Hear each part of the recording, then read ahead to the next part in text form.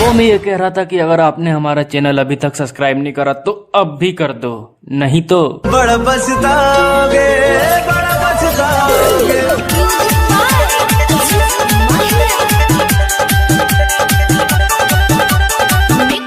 Mix by Gulshan Singh Prajapati.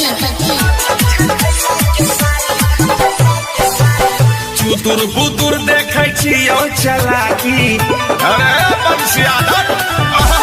चुतुर बुतुर देखै छियौ चलाकी, वीडियो बनाबै छी सैट के, अरे फोटो खिंचाबै छी सैट के। अरे बुझेबी तब न बुझबै। डीजे पर नचै छै भैया के साली, कमर में ओढ़नी लपेट। डीजे पर नचै छै भैया के साली, कमर में ओढ़नी लपेट के। Presented by Pia Vidandi Entertainment. मुन्नारा मुन्नारा मिक्स बाय गुलशन सिंह प्रजापति। अरे ललकी फराक वाली नाचै छौ सुपर, वीडियो बना के डाली दही यूट्यूब पर। अब ओकर बाद देखिए गच गच आके तो व्यूअर मारे तमाजा यो भी छै समैया, मौका के फायदा उठाबे न हो भैया। समय छी गेलियौ तोहर बहाना, किया बजाबै छी ऐसन गाना, लागल छी तखनी से बैठ के।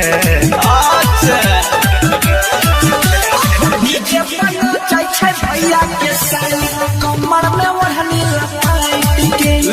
डीजे पर नचै छै भैया के साली, कमर में ओढ़नी लपेट के। मार दो न तखनी, ओकर बाद लपैट लपैट के हमरा ने बोले लइगा। मुन्नारा mix by Gulshan Singh Prajapati. Presented by Pia Vidandi Entertainment. गड़बड़ नहीं कर जे हो जाए मारा मारी, कहे छो समझाई का छैला बिहारी। अरे गोली चल बही तेरे पूर्वक। ऐसन बात नहीं छै कोनो भारी, छियै अपने घर के सब रिश्तेदारी। सुने रे बंसी राइटर सोनू, बोला सुने रे बंसी राइटर सोनू, ये सबसे रहे पहट के। आय बेटा मना किए करे छै।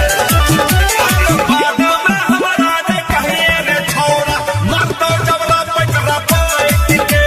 डीजे पर नचै छै भैया के साली, कमर में ओढ़नी लपेट के। चुतुर बुतुर देखै छियौ चलाकी, वीडियो बनाबै छी सैट के, अरे फोटो खिंचाबै छी सैट के। अरे बुझेबी तब न बुझबै। डीजे पर नचै छै भैया के साली,